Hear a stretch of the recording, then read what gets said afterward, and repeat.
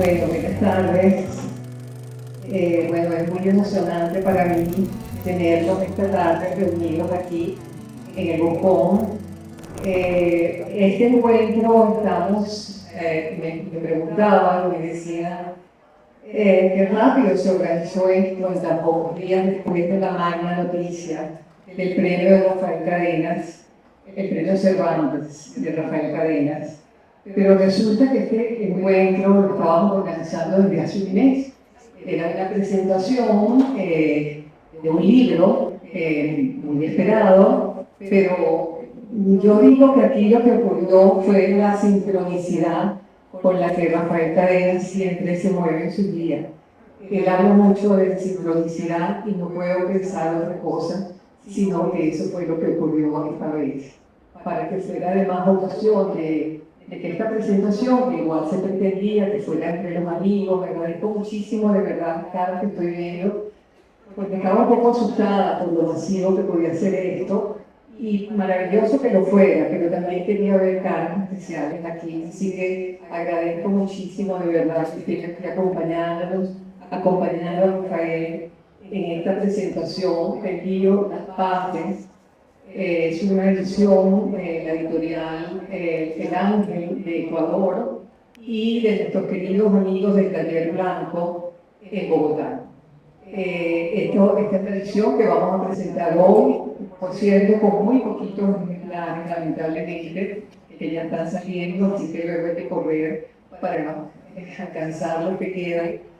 Y bueno, es una muy hermosa edición que, por cierto, también hay que mencionar a las personas que hicieron la selección de los textos, es Arturo Gutiérrez Plaza y el editor Néstor, perdona, tenía porque se le estaba escapando, Néstor Mendoza, editor del Taller Blanco de Bogotá. Ellos son las personas que tuvieron a cargo esa selección. Como siempre, quiero agradecer a nuestro cultural, a quien tenemos José Pizano, dándole apoyo moral. Siempre agradecerles porque, bueno, como lo digo siempre, ya nuestra pequeña covacha se ha quedado corta y este apoyo que nos está dando el Noche Cultural al Bocón, particularmente, para que podamos tener unas convocatorias mayores como la que tuvimos hoy, pues sea posible. Así que siempre mi agradecimiento. Bueno, Rafael, mis palabras de admiración, de amor profundo. Rafael, además, no tengo palabras para expresar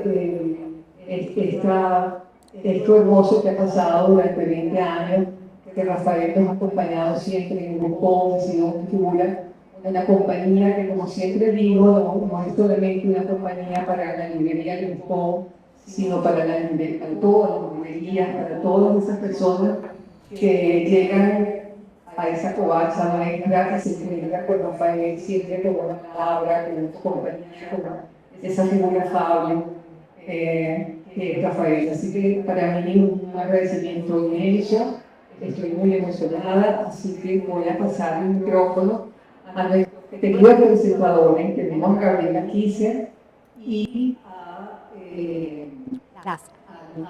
Lázaro Álvarez, dos poetas escogidos además por el mismo Rafael cuando le pregunté cuáles eran los nombres que quería que estuvieran esta tarde con él, pues fueron los dos nombres que él mencionó. Así que está complacido. Muchísimo gusto tenerlo acá y bueno, vamos a comenzar con el libro.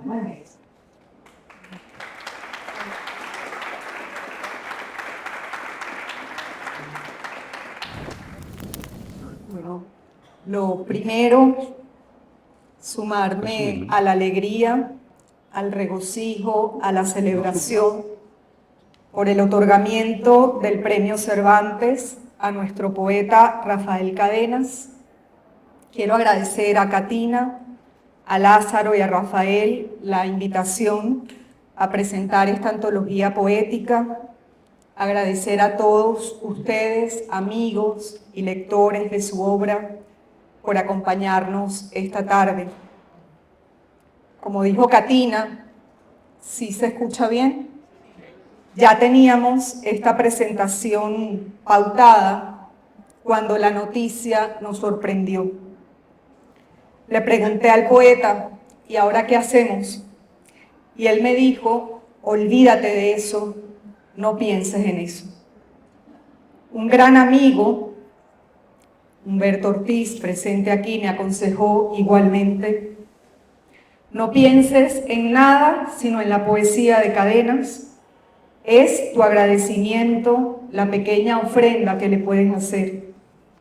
Y vaya que quisiera que se tratara de una ofrenda.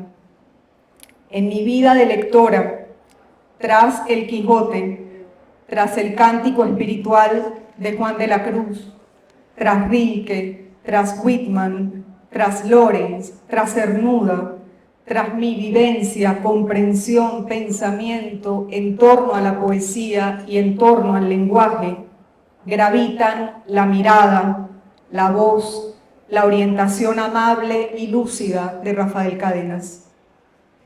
El profesor, que con inusitada sencillez podía comenzar una clase o interrumpirla para hacer un silencio, un comentario pausado sobre el estado de las calles, el clima, la contaminación, el sentido de alguna palabra, la forma de hablar de la gente, desconcertaba a quienes entraban al aula esperando recibir literatura en estado puro.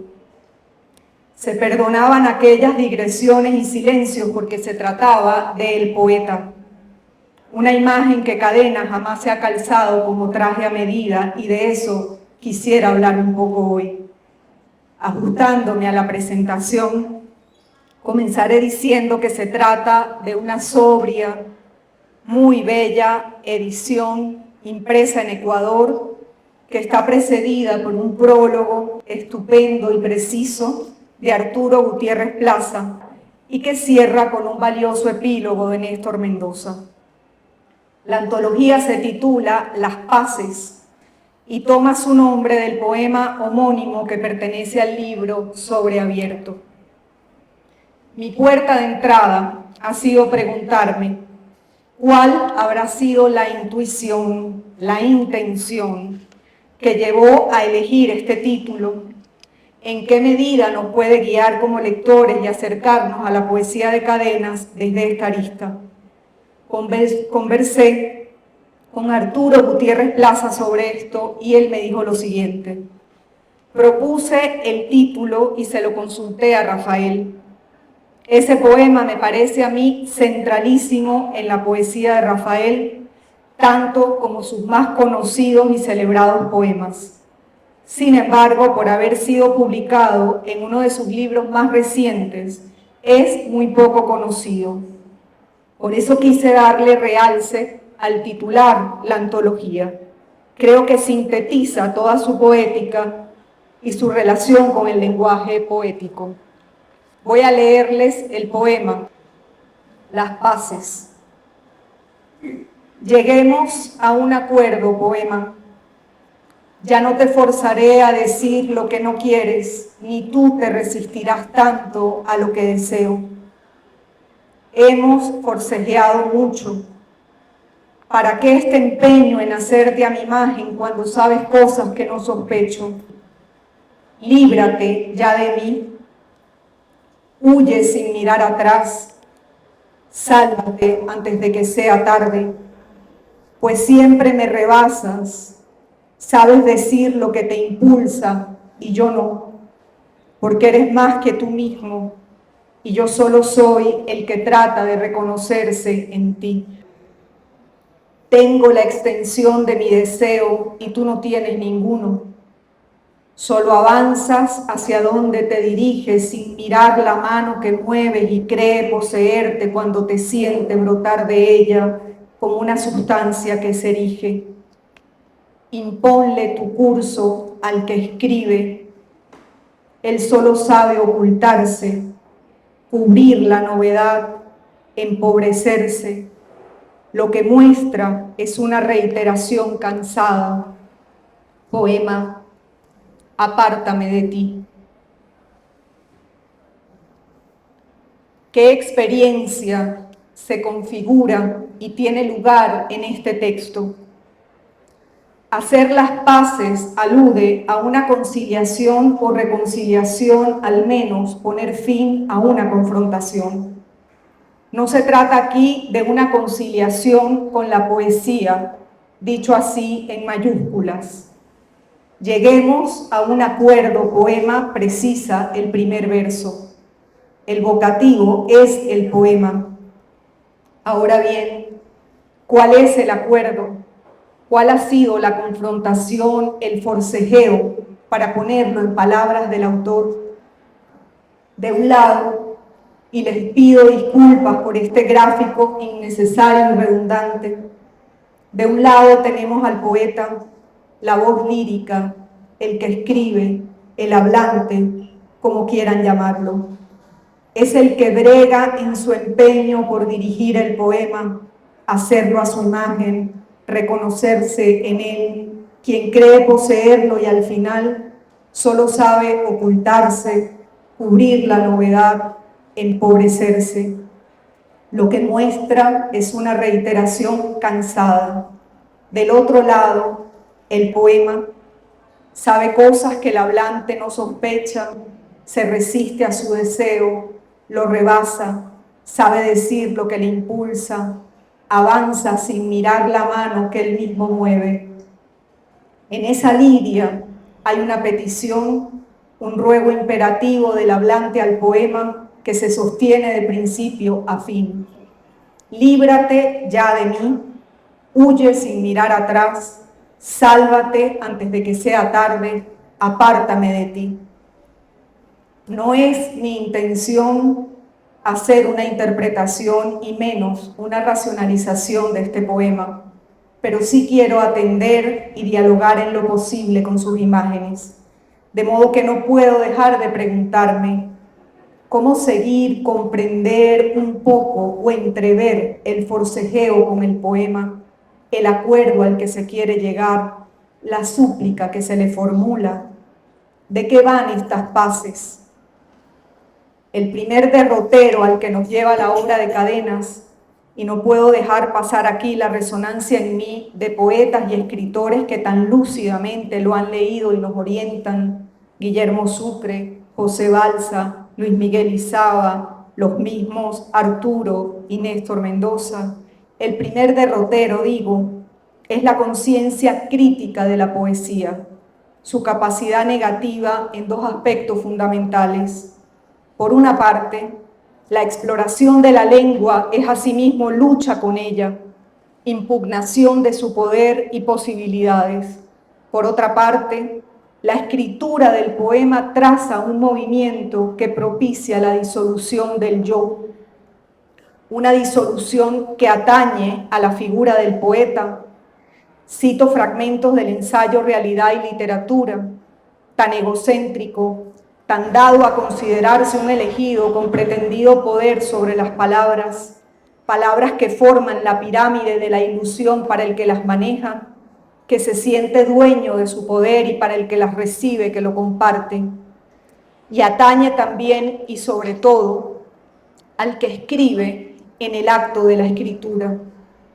Estos dos aspectos, disoluciones en apariencias separadas, ¿acaso conforman la trama poética moderna? No obstante, si bien en las paces se exhorta al poema para que se libere de la intencionalidad del hablante, de su deseo y de su cansancio, no se trata de un cambio de protagonismo. Liberar o apartar al que escribe del poder sobre lo que dice no significa que el poema se hace a sí mismo. Esto es, ensalzar a la poesía como un poderoso universo autónomo de palabras. Ni siquiera se nombran en este poema las palabras. No solo Cadenas ha pulsado suficientemente su soberbia capacidad de velar y ocultar la realidad, sino que en su obra es difícil encontrar un tópico literario que se mantenga en pie. Les voy a leer un breve poema de Gestiones que ilumina u oscurece lo anterior y que se titula Al lector. Los que hacen las reglas no quieren que hablemos nosotros, sino las palabras. desean hacernos desaparecer de la página, pero no nos resignamos. Somos viejos actores. Qué misteriosa advertencia o notificación al lector, al que por lo demás no se le deja nunca lejos del fuego. Leer es vivenciar. Lo es para quien la poesía no significa una andanza exclusivamente estética. Hay otro fragmento de realidad y literatura que viene como anillo al dedo. La idea de que el hombre es un personaje, un actor en el tablado del mundo, vieja en nuestra cultura, vale poco como idea, pero vivenciarla refiriéndose a nosotros, que es la única manera de vivenciar, resulta invalorable.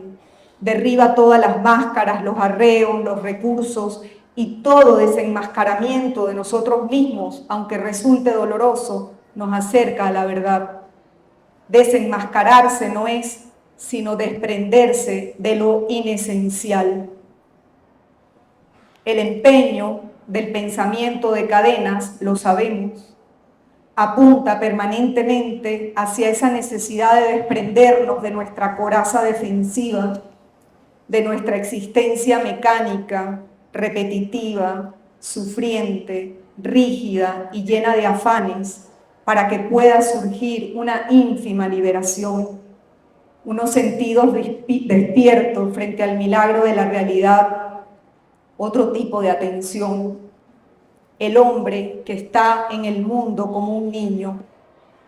Pero volvamos sobre nuestros pasos y no perdamos de vista al que escribe y su forcejeo con el poema, a los viejos actores que no se resignan a desaparecer de la página.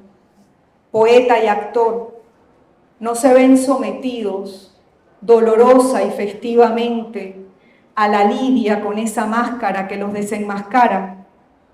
No se trata en ambos casos de un abrirse y ahondarse que es a su vez desdibujarse, borrarse en lo posible, hacerse invisibles, estar no estando, para dar lugar a otra lengua, otro cuerpo, otra voz. Hasta el entusiasmo de la inspiración, en su significado más antiguo y prístino, no es otra cosa que salir de sí. Tal vez podríamos imaginar al que escribe en el poema Las Paces como un personaje de Pirandello, en vez de acogido en la fantasía y expresado por su autor, ha terminado siendo rechazado por éste. Su drama no le interesa en modo alguno. Sobre la poesía de Cadenas, Guillermo Sucre ha dicho: no se trata solo de salvar falsas rutas ni denunciar la verdadera. Todo esto lo que refleja es la lidia entre poema y poeta, entre el lector y esta poesía. Negar o afirmar son operaciones fáciles, pero afirmar desde la negación resulta más difícil. Creo que es a esto, a esta contradictoria, sutil, paradójica, misteriosa lidia y madeja de resistencias entre poema y poeta, entre lector y poesía, a lo que he tratado de referirme con esta trama de imágenes. Al recibir el Premio Cervantes en 1979, en su disertación sobre la extrañeza del destino del escritor, Borges dijo que le tocaba ser no solo actor, sino espectador de su vida. Sin duda alguna, la poesía de Rafael Cadenas da cuenta de esta doblez y con ella de los peligros que permanentemente acechan al hombre y al creador: la sequía, la rigidez, la petrificación. Quisiera terminar leyéndoles un último poema del libro Sobreabierto. Gracias a unas paces hondas, esta tu tierra y tú se vuelven de nuevo acordes como en los solares desaparecidos de tu infancia, cuando eras inmortal, cuando eras. No sé cómo traducir la belleza memoriosa, el aliento, la nostalgia que despierta en mí este poema. Lo que quisiera marcar en él es la imagen de esas paces hondas que más que un acuerdo o convenio duradero son un acorde, una consonancia, un instante de comunión con la tierra, de nitidez de la lengua, de profundo sentir, de intenso, armónico esplendor, como otros tantos que le debemos a la poesía de Rafael Cadenas.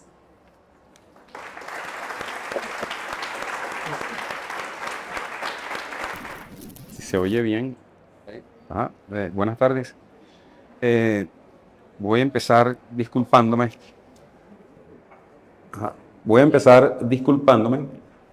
Porque al principio pensaba hablar un poco, era fundamentalmente de la amistad, el maestro, o del amigo, el maestro y el poeta, pero después pensé que quizás era bueno hacer una especie de panorama de la obra de Rafael, y bueno, pues me resultó, yo creo que un poquito prolijo. No sé si les voy a quitar un tiempo muy valioso, quizás unos 20 minutos, me disculpo por eso. Trataré de ir eliminando algunos párrafos mientras leo, ¿no? Bueno, el casi inesperado y sorpresivo Premio Cervantes a Rafael Cadenas, después de alegrarnos mucho, ha pasado a darnos un poco que pensar. Ha sido como un tsunami emocional sobre el país entero, o como una especie o como ese fresco viento repentino, tan parecido al viento repentino de las películas de Tarkovsky o del mismo Kiarostami, que pasan sobre el paisaje, como la fuerza o la energía de una belleza desconocida, ¿no? Lo que parece haber ocurrido no es un fenómeno de simple provincialismo cultural, ni producto de ese complejo postcolonial de las periferias ante los grandes centros metropolitanos, como lo señala en su lenguaje tan particular, ¿no?, cierta crítica literaria, sino que en las condiciones de fragilidad y de vulnerabilidad en que ahora estamos, de pronto se nos revela, con este evento súbito, una posibilidad moral y una posibilidad histórica de concebirnos y de mirarnos a nosotros mismos. Todo ello atisbado en lo que repentinamente sugiere y alegoriza una obra poética que inesperadamente es puesta bajo la atención del mundo. Es como una enérgica actualización ritual, la presentificación de lo que solo era hasta entonces un simple y puro símbolo verbal, bueno, no tan simple, que de pronto se visibiliza de un modo desacostumbrado y se incorpora en nosotros y se hace más real. Pero no es casual que eso haya pasado precisamente con el trabajo poético de Rafael Cadenas, que tan magníficamente recoge esta antología de la que ya habló Gabriela. Creo que de esa repercusión tan especial y cargada de afectividad tiene mucho que ver, sin negar su creciente y propio valor, su valor intrínseco, con las peculiaridades de nuestra propia tradición poética en la que esta singular obra se inscribe, una tradición inicialmente escasa y problemática. Una obra, asimismo, peculiar para una tradición muy peculiar. Una muy breve digresión sobre el asunto nos obligaría a pensar cómo, desde Andrés Bello, nuestra tradición se enfrenta a sus primeras aporías, a ciertas insuficiencias y a ciertas ausencias persistentes. La literatura creativa venezolana nace a la sombra de la Silva, dijo en el 73 el poeta Juan Liscano. Con Bello, nuestra tradición poética intenta fundarse desde la novedad de un mundo insuficiente o desde una novedad incierta que quiere inventariarse con fecundidad, con eficacia, pero al mismo tiempo bajo cierto carácter infructuoso, todo lo cual lo obliga a reescribir incesantemente su gran poema América. El inventario nominativo de sus poemas o de ese proyecto que también llamó el campo americano, o sencillamente las selvas americanas, la llamó de varias formas, tiene para Bello el sentido de una afirmación reiterativa, casi infructuosa y letánica de una pertenencia agónica y difícil.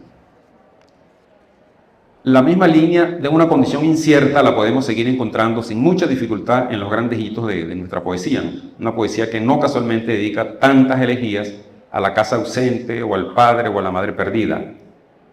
siempre desde una insuficiencia, desde una dolorosa ausencia fundamental, como ocurre de nuevo, por ejemplo, en Vuelta a la Patria de Pérez Volalde: madre, aquí estoy, desde el destierro vengo a darte con el alma el mudo abrazo.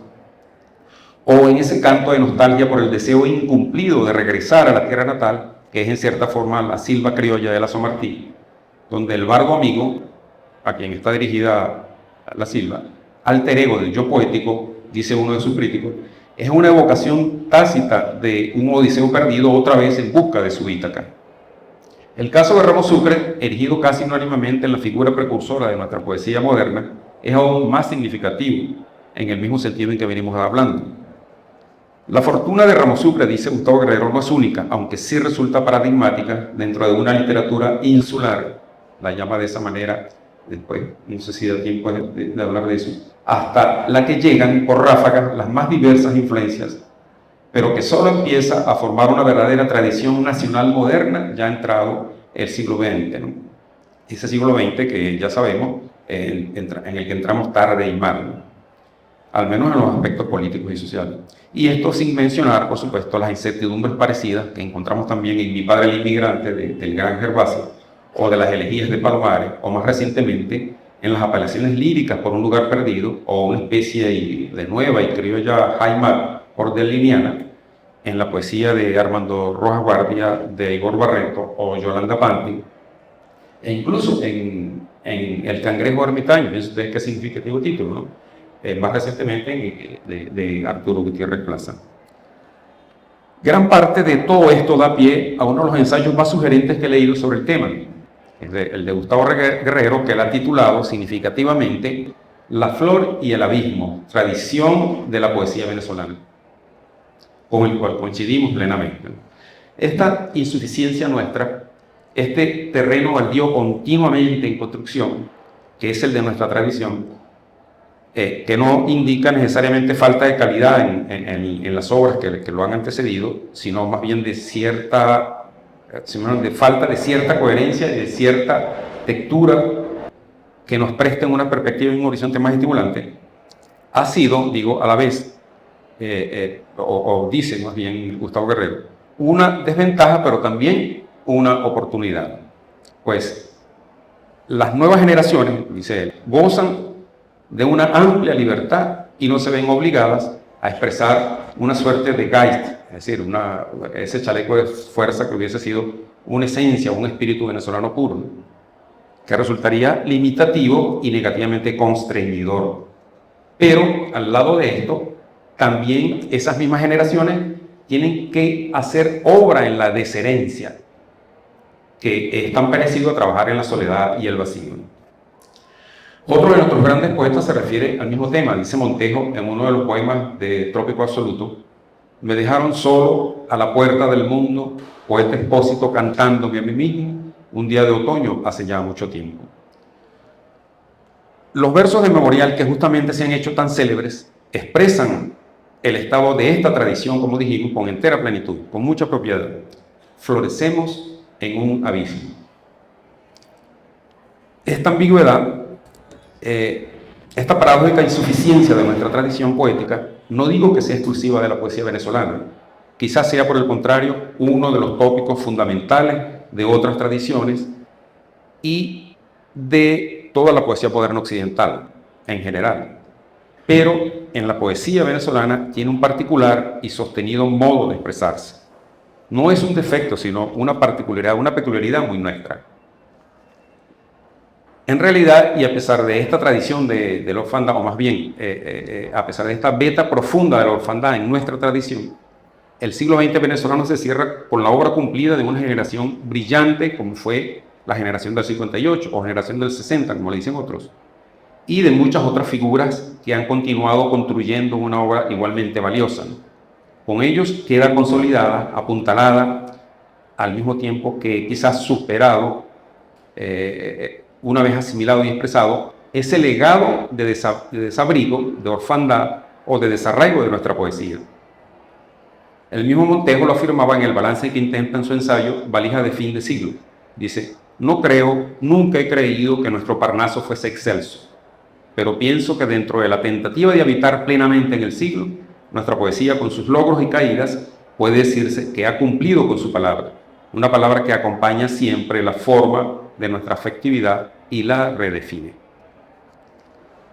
Pero no hay quizás una obra que encarne con tanta propiedad y tan plenamente esta vocación de resistencia y de lucha moral y estética por sostenerse en este desamparo, como quizás la de Rafael Cadenas, que llegue incluso a tematizarla expresamente y a convertirla en metáfora central en casi todo el recorrido de su obra, ¿no? Esa afectividad nuestra tan particular, como en el resto de sus compañeros de generación, esa rememoración de un desamparo, de una caída o de una sostenida lucha contra nosotros mismos, alcanza plena expresión en esta poesía y se vuelve allí un lugar claro, palabra iluminada, energía moral, tradición sólida esta vez, y horizonte firme para las nuevas generaciones. Esta antología precisamente lo confirma, ¿no?, excelentemente. Y esta enorme tensión entre ética y estética, entre vida y arte, es quizás lo que ha terminado por ubicarla en el centro mismo de la atención de muchos en un momento particular y excepcionalmente difícil para el país, donde se ha llegado a extremos de deterioro y pérdida de las bases esenciales para la convivencia y el ejercicio digno de la ciudadanía, y de descenso moral, ¿no?, como quizás jamás se pensó que pudiera ocurrir en la Venezuela de ahora. Hay en ella una recia voluntad de hacer conciencia y expresar bien los esenciales problemas que como hombres nos golpean directamente, y de la vulnerabilidad que también vuelve a acecharnos, tal como nos revelan los últimos y decepcionantes acontecimientos históricos, la amenaza de nuevas guerras globales, las pandemias, los nuevos totalitarismos, el deterioro de las democracias. Es una tensión que le da a esta poesía una dinámica múltiple y variada de una experiencia genuina del mundo y de la vida. La mueve una urgente necesidad de examinarse a sí mismo, de buscar el verdadero rostro del sujeto moderno, de la crítica al exceso egotista y a la ominosa voluntad de poder. Poesía que reúne angustia y gratitud a un mismo tiempo, rectitud y desengaño, fragilidad y fascinación, resistencia y voluntad de lucidez. Es decir, un otro tempe, como lo llama María Fernanda Palacio, con un verso del propio Rafael Cadenas, que dice: sin embargo, concluido el viaje, sentimos que en nosotros, ya no rehenes de la esperanza, había nacido otro temple. Desde una isla hasta sus últimos libros se comienza a labrar en un lento y áspero proceso de sustracciones y despojamientos, un laborioso inestilo, como lo llama él mismo, forjado, según María Fernanda Palacio, en una manera más nítida, más elocuente de poner a raya las claves dogmáticas con que los predicadores y vendedores de ilusiones reducen y absolutizan a menudo los surcos que abren las palabras de Cadenas. Una isla es así un poco como el improbable, inacabado y a la vez irrenunciable poema de Bello, El campo americano. Un libro no exento de las diversas mutaciones y transformaciones que marcan toda su obra posterior y en cuyo destino se reflejan las variaciones del trayecto poético mismo de este autor. Constituye un libro consecutivamente tachado, marcado por una provisionalidad siempre significativa, que a cada cierto tiempo y en cada nueva muestra antológica, en su incesante postergación, resurge retrospectivamente como un libro nuevo. El libro desconocido de Cadenas, cuya relativa novedad revelaría, paradójicamente, los antecedentes y los gérmenes más básicos de su poesía. Una isla es entonces, en tanto, un libro extraordinario que se rehace y cuyo tema es la invocación y evocación de un reino perdido, un libro genésico, un libro proteico y abierto, el primero y al mismo tiempo quizás también el último, no siempre igual. Libro que establece un comienzo y un origen marcado por la provisionalidad. Isla, dice él en uno de sus versos, isla, mi respiración, el que desideraste para que se sostuviera con su memoria, te invoco. Podríamos atrevernos a decir que en una isla, en tanto lugar de un exilio y la primera experiencia de un destierro, el impulso poético original se fundamenta no en la actitud mítica de la salida a la manera de un Rimbaud, como sucede, por ejemplo, en la poesía del poeta español Claudio Rodríguez, en Don de la Veredad, por ejemplo, sino más bien que se podría emparentar con el tópico del exilio holderliniano de Hölderlin, con las respectivas matizaciones de la actitud mítica del retorno, más bien hay un retorno, no una salida, y marcado por el afán de reconstruir una unidad perdida, como ocurre en el caso del legendario poeta alemán. Largo poema en prosa constituido por 31 partes. Los cuadernos del destierro, aparecido en 1960, es el primer libro publicado de Rafael, a partir del cual su nombre aparece unido a la generación del 58. Como su título indica, Los cuadernos del destierro es un libro en cuya prosa, de tono narrativo, se cruzan los rasgos genéricos de la crónica, el diario, el autorretrato lírico, la memoria personal, la confesión y la escritura autobiográfica, parodiados y ficcionalizados por el libre impulso de una imaginación exaltada.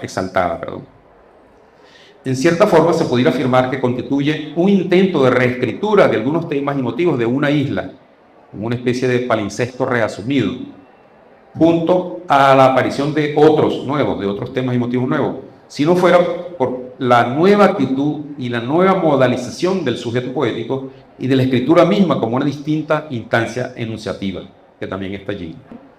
Esta vez, en efecto, uno de los cambios fundamentales va a consistir en el surgimiento de un nuevo posicionamiento ante la escritura, exigida por una nueva experiencia de sí mismo y por la necesidad de nuevas formas expresivas.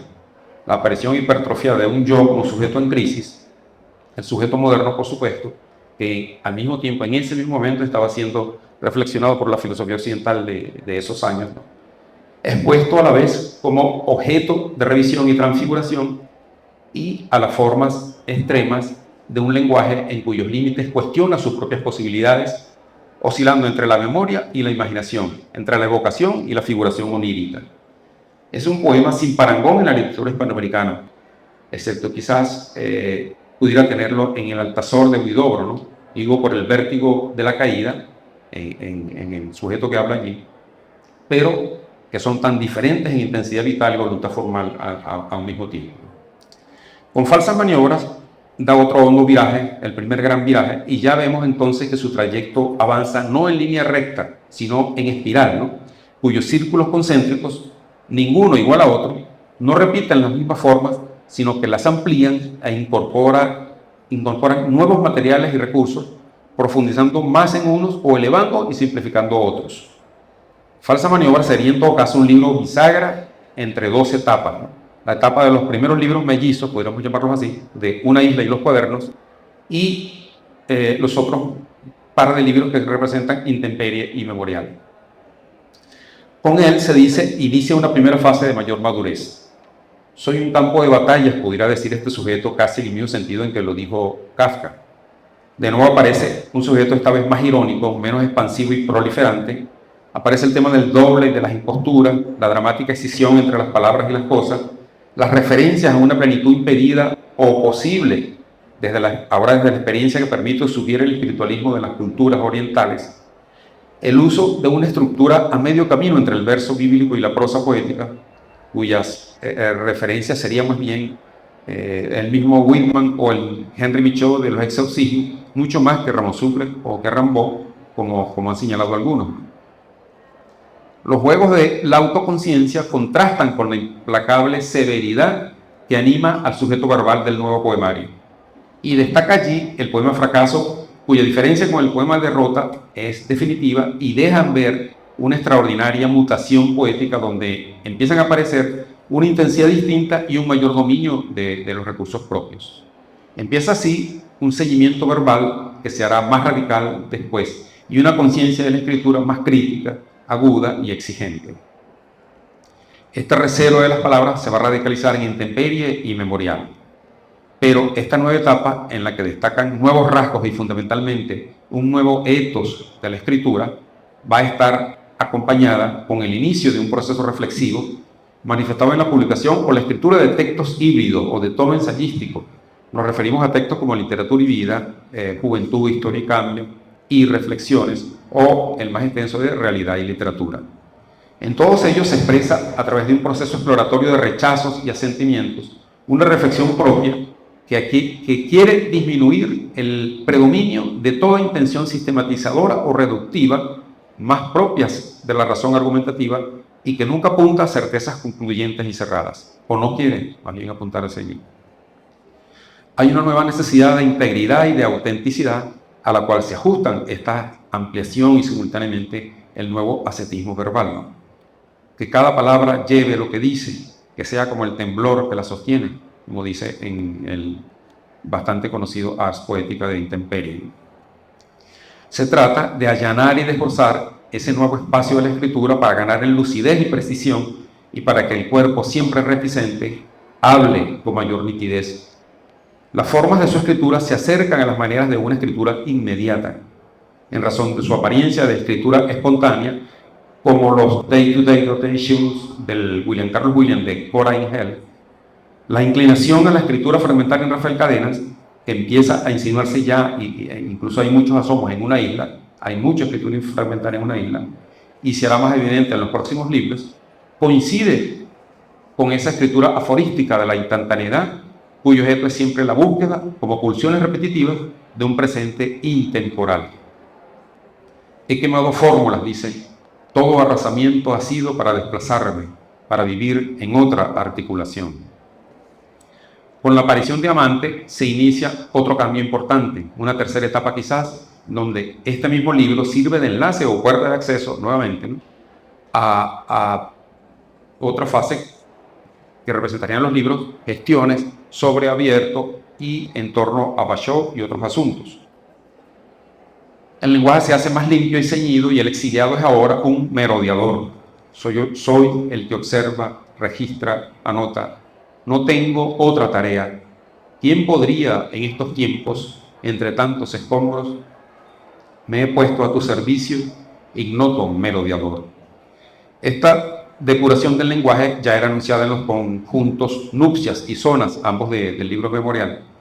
Pero Amante es probablemente, gracias a su brillo, su concisión y su conmovedora sencillez, uno de los libros estructural y orgánicamente más sólidos de la obra de Cadenas. Pero es en los siguientes, en gestiones sobre abiertos, en torno a Bachot y otros asuntos, e incluso también en contestaciones, ese libro que digo que es un libro híbrido, ¿no?, como ya ocurrió en las otras etapas, en donde se van a radicalizar los nuevos rasgos. Rasgos estos como la transparencia de las frases y el tono reflexivo que bien sabe ubicarse en ese triple umbral indefinible de la meditación, la prosa del habla poética y la revelación poética. Dice acertadamente sobre ello Luis Miguel Izaba que en este proceso todo rastro de sensorialidad desaparece del poema, que se convierte a menudo en una meditación, una reflexión de una extraña cualidad que se podría denominar como abstracción alegórica, un tipo de abstracción verbal que rehúye la conceptualidad explícita y se reviste de un cierto léxico que en realidad constituye un complejo de significaciones. No creo que en realidad toda sensorialidad desaparezca, ¿no?, que desaparezca del todo en estos últimos libros, ¿no?, porque en ellos el cuerpo sigue hablando, ¿no?, pero sí se ha aplacado, ¿no?, su voz se ha contenido. Es un recorrido entonces que va de la exuberancia verbal y sensorial a la brevedad y el atisbo, de la expansiva y maravillosa, por supuesto, efusividad verbal, a una concentración unitiva de la palabra que tiembla como el inmenso cielo sobre la pequeña superficie de algún menesteroso estanque.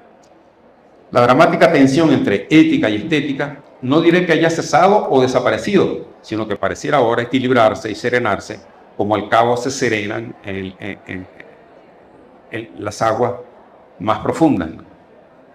Si la tradición es, como decía Eliot, el medio dinámico que sostiene a un autor y hace posible su lectura eficaz, también la obra viva que se inserta en ella, en la tradición, no solo la revivifica, sino que estimula y condiciona el modo en que toda ella deberá ser leída, tanto la obra que se incorpora como la propia tradición.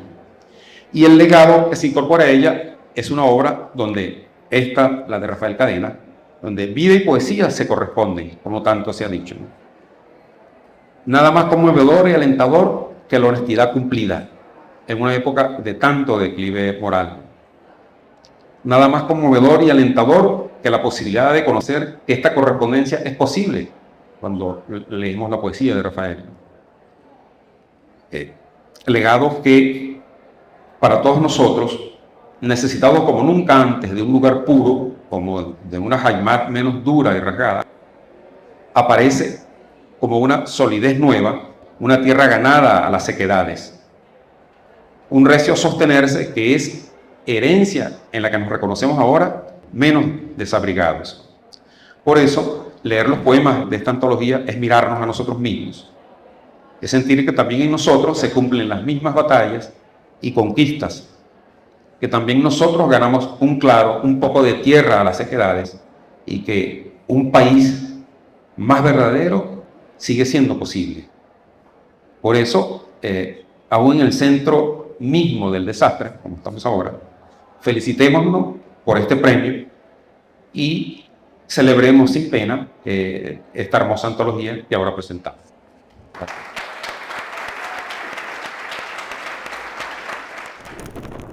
A mí me toca, menos mal, no escribir sobre mí, sino leer algunos poemas.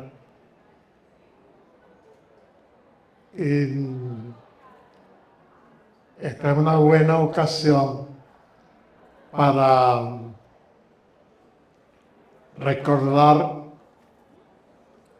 y darle las gracias a Arturo Gutiérrez Plaza, autor del prólogo, y a Néstor Mendoza,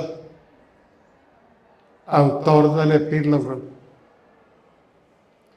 y quien además ha hecho una gran labor en Colombia,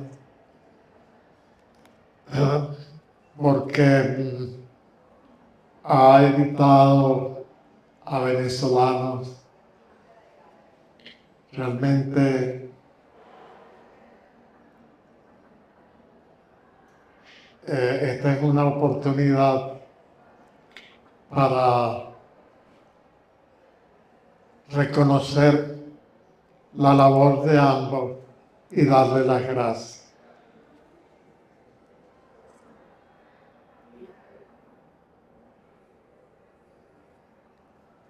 Entonces voy a leer algunos de los poemas.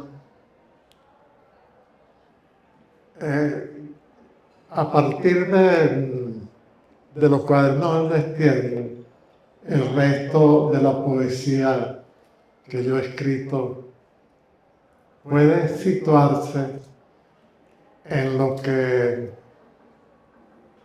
los alemanes llaman lírica del pensamiento.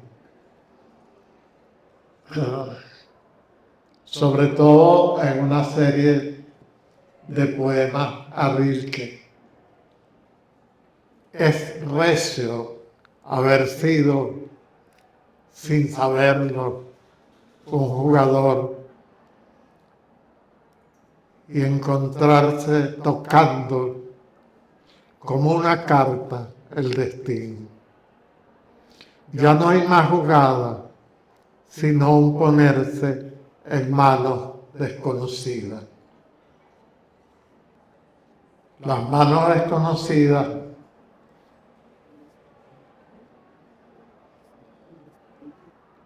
ustedes pueden saber a qué aluden. La idea que yo tengo sobre eso que llamamos Dios es que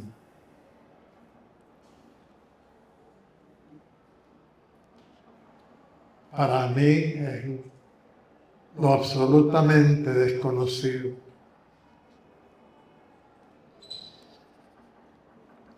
Me gusta mucho la concepción de Spinoza. Él tiene una frase que resume mucho su pensamiento. Él dice, Dios, o sea, la naturaleza. Y a esa palabra se le puede dar otros nombres. Los chinos lo llaman Tao.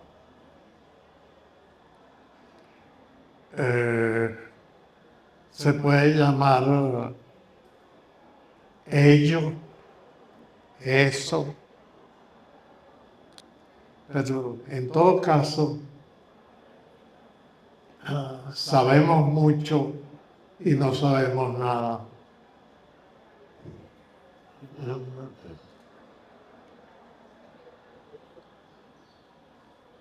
Al que apenas vive, le está vedado tomar la palabra en esta reunión. Es carne de urbe, de historia, de fin. Le toca la parte más recia del trabajo.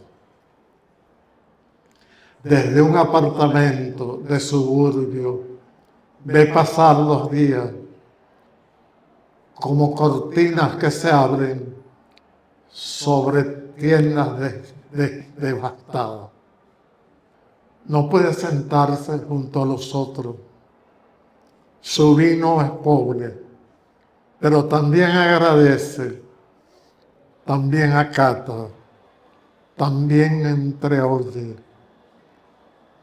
Y no espera, le basta este sorbo de existencia que manos inalcanzables llevan a su boca. El misterio es suficiente. Lo hechiza y humilde ante él, balbuce a diario las palabras que otro realza en honor de ella y del amante. Solo quiere una voz sin treta. No sé quién es el que ama o el que escribe o el que observa. A veces entre ellos se establece al borde un comercio extraño que los hace indistinguibles.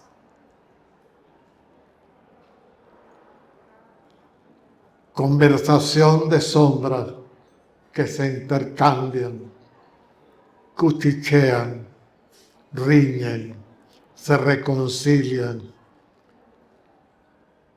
Y cuando cesa el murmullo,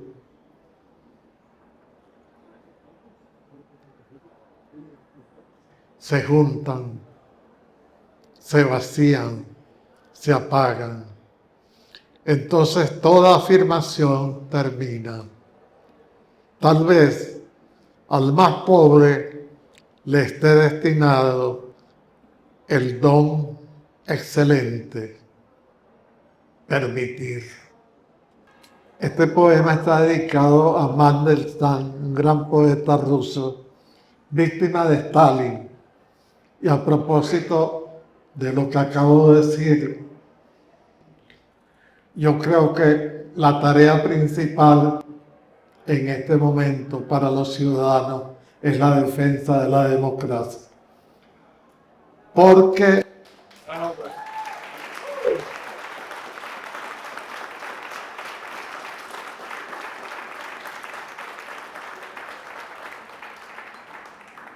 el totalitarismo avanza.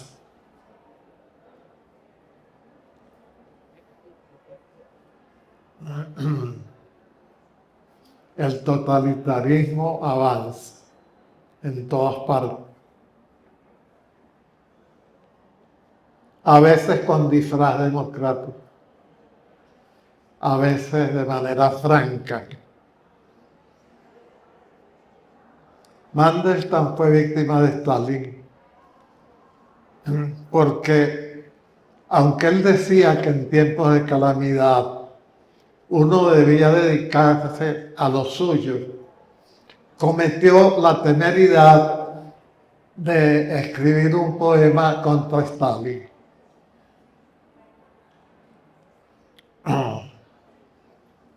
Stalin lo hizo preso y él murió en una de esos campos de concentración. vivo, ¿a quién debo este honor? Mi alma vacila, Dante me acompaña a través de la noche soviética. Yo vago entre las ruinas de la Hélade. No puedo huir. Esconde los poemas, Nadezhda, apúrate. ¿Cómo pudiste, César, destruir nuestra vivacidad? He abandonado toda esperanza a la entrada del campo. El único que habla ruso no podía olvidar. Un Dios perdona, un semidios no. Los gritos se pierden en la vastedad de mi país.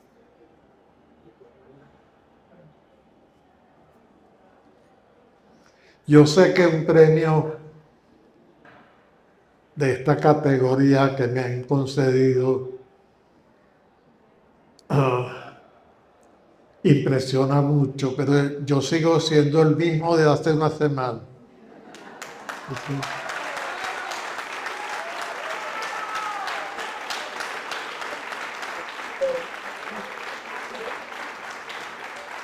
Y tiene que ver con algo que debo decir. Mi esposa y yo viajamos muchísimas veces a España y gracias a ella, porque si no es por ella, yo me hubiera quedado en la boyera. De manera que en 2 oportunidades recorrimos toda España y luego íbamos por invitaciones, de manera que tuvimos muchos amigos en España. Actuación. Siempre se olvida al insondable Tao. ¿Será para que continúe la pieza? En realidad tiene pocos valedores.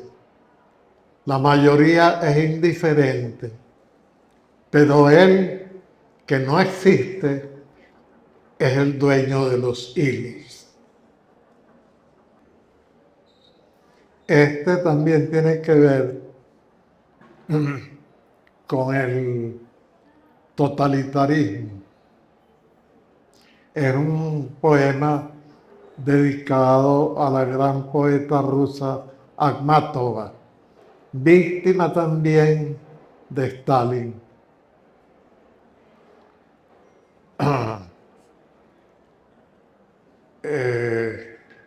Él mató a su esposo, que era un poeta, y tuvo a su hijo 14 años preso.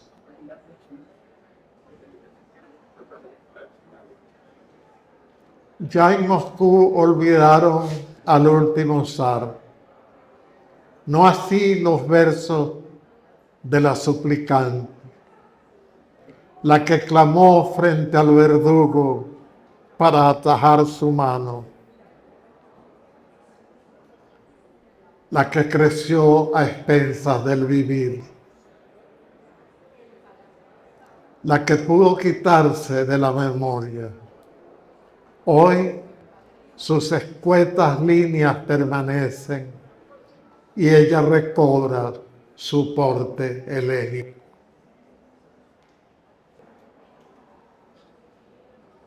Le voy a leer un poema que resume bastante algo central en mí.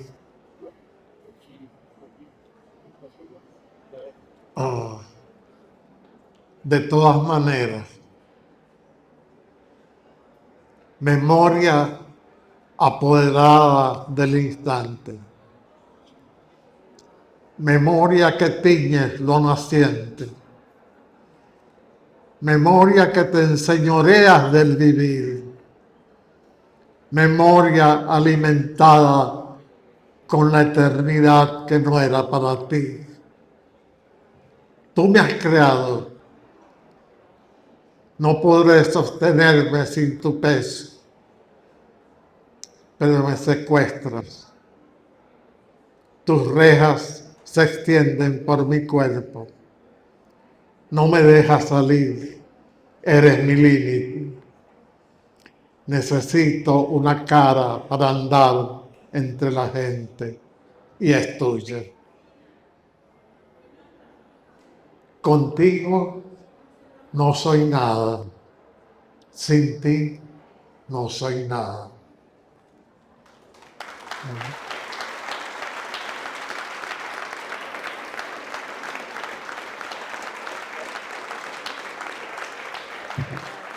Gracias, gracias, gracias.